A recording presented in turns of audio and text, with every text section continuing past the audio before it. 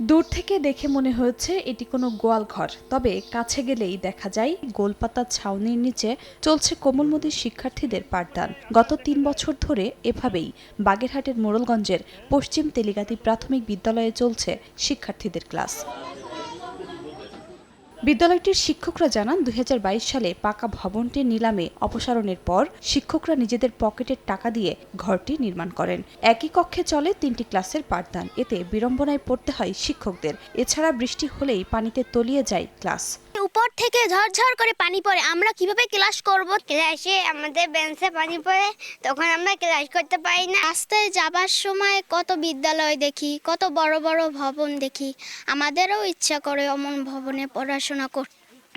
বিদ্যালয়ের শিক্ষকরা জানান, বিষয়টি ঊর্ধ্বতন কর্তৃপক্ষের নজরে আনা হয়েছে, তবে ৩ বছরে কেউই তোয়াক্কা করেনি। অবকাঠামো সংকট ও পাঠদানে ব্যাহত হওয়ার বিষয়ে একাধিকবার কর্তৃপক্ষকে অবহিত করা হয়েছে বলে জানান বিদ্যালয়ের প্রধান শিক্ষক। বিদ্যালয়টি খুবই জরাজীর্ণ।